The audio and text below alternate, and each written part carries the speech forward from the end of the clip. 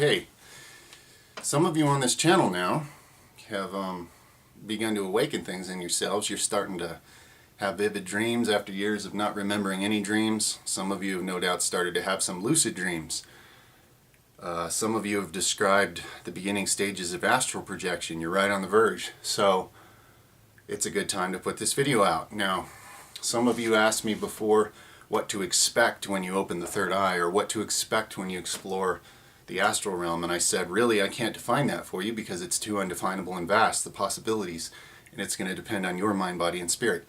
And what I said is entirely true. However, I'm going to give you guys a few pointers on one thing that I have enough experience with to give you some useful information, okay, from my experience with it, that I do believe applies to you. I've been inspired, you could say, by my guides, my spirit guides, to explain this to you guys. Okay. How to identify a spirit guide, one of your spirit guides, who knows you better than you do, in the astral realm.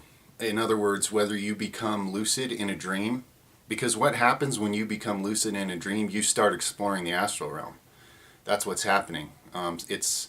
It gets you to the same place an astral projection does, just not as instant and clear, okay?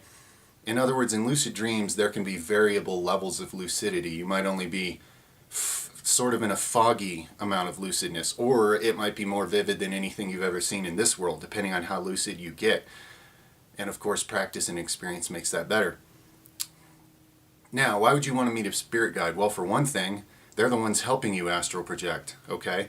They're the ones helping you right now to even believe a word I'm saying, or to even feel inspired by it. And they know all the secrets of your life. They know your oversoul. They know who you really are.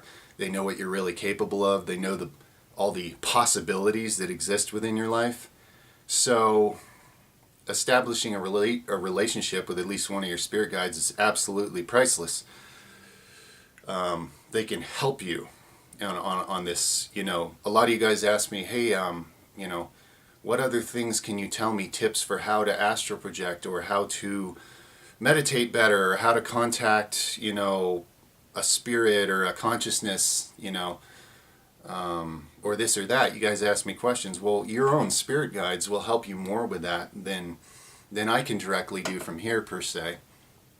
In a sense, we're all in this together because my higher self communicates with your higher self, etc. That's why some of you are even here listening. Okay, that's why you found this channel. And if you feel something inside about what I just said, then yeah, I'm talking to you. You know, it's possible that some of us even have the same oversoul and don't know it, just so you know, because your soul is incarnated in many forms at the same time. Some of them will be other human forms, maybe in this world or others. Some of them will be non-human forms because, guys, the universe is teeming with life and it doesn't all look like this, okay? Anyway, so let's get to it. Here's some beginner tips for when you start to explore the astral realm, either through lucid dreams or through astral projection or some kind of meditation projection or any other way you find to get there, okay? However you kick that door open, you start exploring the astral, all right?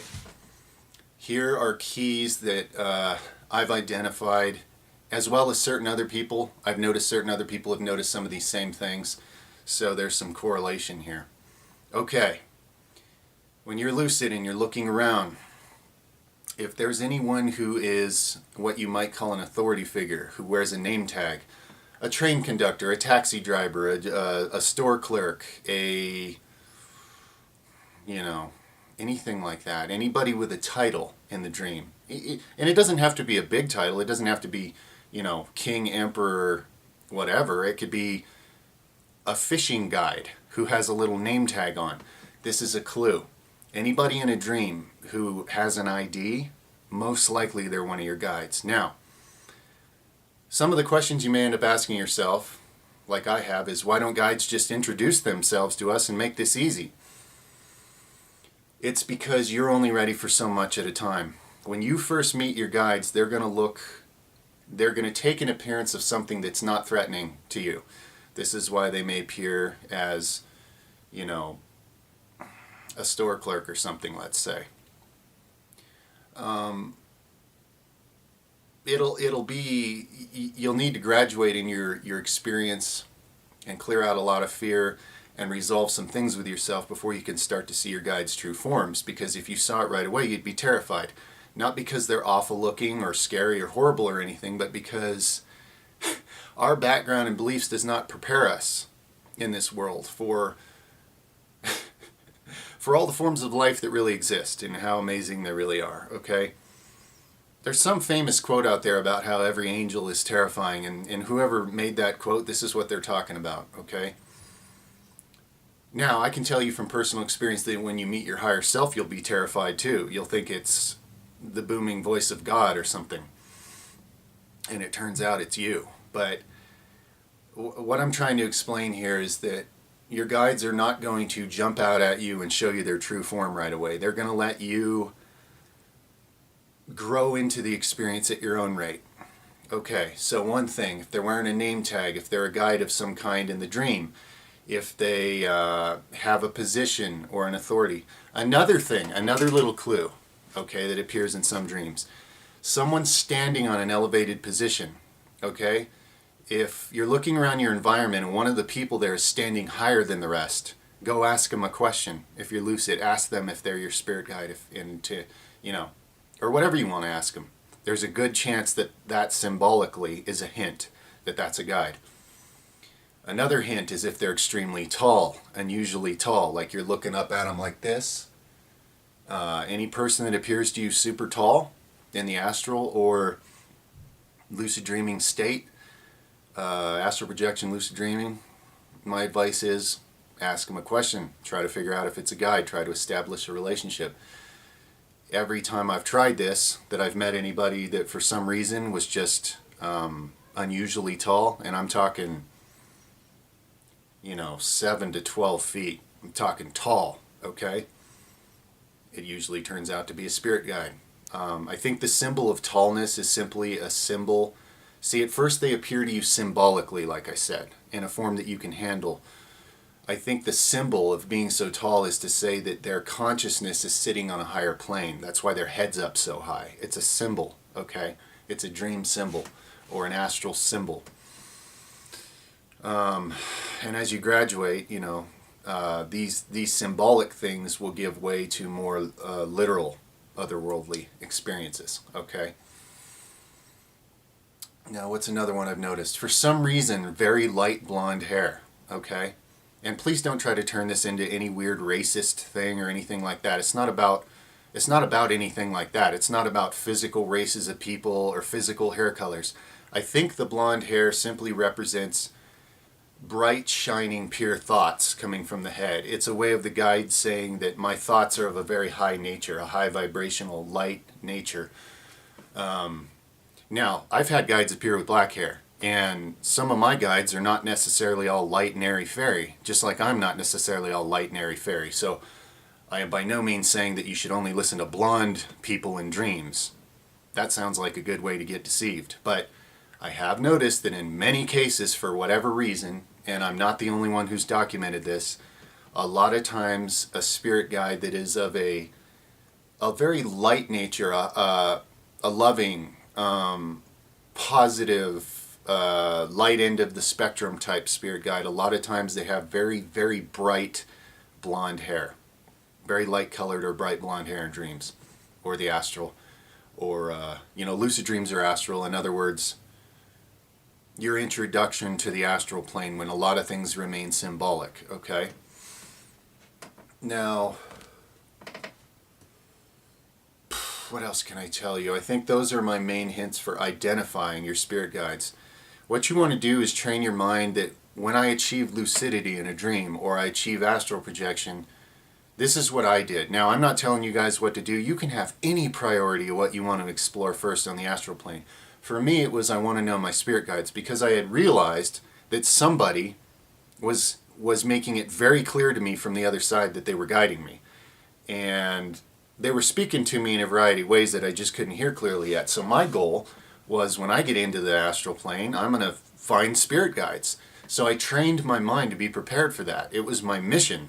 So every time I became lucid in a dream, Well, not every time, because sometimes I got distracted doing other very fun things, depending on which characters you run into. There's so many amazing things can happen there. It's all extremely valuable. But it does help to go with a plan, because when you become lucid, even this guy, even ego me, remembers who he is. Oh yeah, I'm that guy from back on Earth, and I came here to discover my spirit guides and get information and to help me grow and awaken and, find my spiritual gifts, etc., whatever it is. Having prepared your mind for that makes you remember that, okay? That's high priority when you become lucid or astral project into the astral realm, okay? So guys, those are my hints for identifying guides. Anybody really tall, anybody with a name tag, anybody who is sitting or standing on a slightly higher elevation than you in this whatever scene you're in, that's a clue. Check with them. Anybody with any kind of special position, anyone helpful who's helping a group, and anyone with really light colored blonde hair. I would check with all of those for spirit guides. And I feel quite confident that some of you are going to use this and you're going to discover some of your spirit guides this way. It'll work. I don't know why exactly those are the symbols they mostly use. You heard my theories on it, but it doesn't matter a whole lot. It's just something that myself and certain others have noticed, some of these correlations when you're first exploring that realm. These are some of the archetypal symbols that your guides will use to give you hints, but not to show their true form or overwhelm you with how amazing they really are. And when you talk to them, you may find that at first if you're able to stay lucid, not get too excited or afraid or wake yourself up or leave that realm, and this takes practice, but as you talk to them, you'll find that the things they say to you, you may or may not think you fully understand the message at first, but what you'll find is if you keep contemplating it for months, even years to come, some of these messages, you'll continue to understand new layers and new levels of what they meant with that message. The message is worded in a very intelligent way that if you, as an individual, will keep stretching your consciousness to try to fully understand what that message meant, at some point you'll get it, and all of a sudden a bunch of things will click and you'll understand how brilliant these beings really are. Not just giving you a straight up answer to mundane things like, how do I win the lotto? Chances are your spirit guides couldn't care less about you winning the lotto because it would be a distraction from much better things you could be doing. Now don't quote me on that, because somebody out there probably has a spirit guide that would help you win the lotto. I don't know. But the truth is they're way wiser, and they're looking at your life from a much higher place of knowledge and understanding than I am, okay? So when they give you advice, here's what I found. If I take them up on their advice, it's mind-blowing and it unlocks things. But oftentimes I have to do it out of faith because I don't fully understand the message. Okay, sometimes I have to do what's in the message, even for months, maybe even years, before suddenly I understand that I wasn't even meant to understand that message until a couple years later when something happened. Okay, sometimes they give me a message that's like, I don't realize it at the time, but it's more about the future. And then when something occurs, then all of a sudden I understand exactly what that message was about. And this is just another way of them showing me that I am very much connected to them at this point, and they are guiding my path. They show me it daily with 3 special numbers that I kept inside of me as my special numbers my whole life, and it was my own secret OCD thing, and they started showing me these numbers everywhere, causing me to look, causing me to walk and see the numbers, causing me to find those 3 numbers everywhere. It started one day, and it has never quit since for years. I see the same 3 numbers everywhere I go, constantly. More so when I'm exactly on the most conducive path currently, and I see it less frequently when I'm straying a little further away from my highest path. And this is one way that they because I'm not so clairaudient that I can hear their voice normally in this body, this is just a way that they simply communicate with me, like keeping me on track as much as I want to be for my own spiritual growth and expansion. But anyway, that's a way they communicate with me on this side when I'm awake and in this body. They have a lot of different creative ways of communicating with a lot of different people. The point is, you need to pay attention to your own intuition and watch the signs, okay? Your spirit guides know how to communicate with you because they know your mind better than you do, okay? They know all kinds of things about you better than you do from the perspective of your ego, where we know so little about ourselves. Okay, so hopefully that's a good instructional for those of you that are right at that precipice and starting to peek in to that other realm. Things are only going to get more exciting and better as you build your intention to do it, and your spirit guides want to help you. Ask them. You may not know their names or what they look like or anything yet. That doesn't even matter. If you reach out to them and you say, look, I know I have at least one spirit guide that's always with me and probably more. Would you help me with my meditation practice? Will you help me connect with me more while I'm meditating? Connect with me more while I'm dreaming? Connect with me more while I'm whatever. You choose, okay? But the more you invite them to be involved with your life and the more you pay attention, the more you'll find out just how real they really are. Like I've said before, I've had my life physically probably saved at least twice by advice that I got in the astral from a spirit guide. Came back here and tested it and found out it was absolutely true and I had no idea. Priceless. But apparently I'm still supposed to be here for some reason, right? Alright, I love you all, Jedis. Let me know what you think of that, if that helps. And start using it tonight when you become lucid in a dream, okay? Find one of your guides. Tell them I said hi. They already know. But anyway, I love you all. Over and out for now, Jedis.